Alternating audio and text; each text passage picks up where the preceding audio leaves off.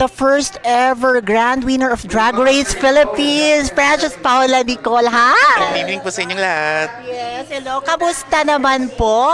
Mabuti naman po. Ito, nagulat pa kasi hindi ko po in-expect na makakasama po ako dito sa awards ni Sir Richard. Yun nga po, you were awarded one of the outstanding LGBT of the Philippines. How does it feel?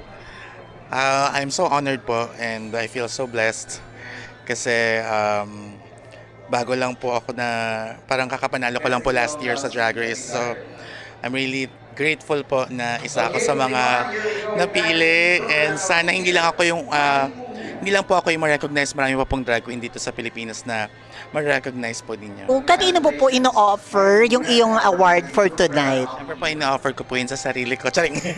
But siyempre po sa mga magulang ko po and sa mga supporters ko po na simula nung lumaban ako sa Drag Race hanggang ngayon hindi ako iniiwanan. Para sa inyo po yun. Nag-iwan ka ng tatak lalo sa ating LGBT community, no? What can you say na meron na pong second Drag Race Philippines? Sa Drag Race Philippines. Ayun.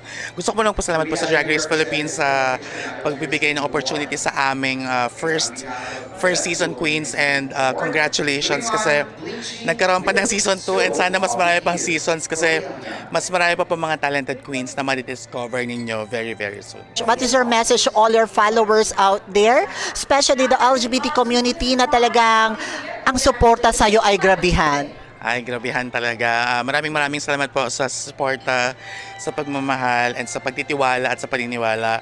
Asahan niyo po na I will all make you proud pa. Mas proud pa po sa kung ano man yung ginagawa ko ngayon. Dodoblin ko pa yung kahit ko sa pagtatrabaho para mas ma-inspire pa natin ang isa't isa. Marami pong salamat. Thank you so much. Maraming salamat po.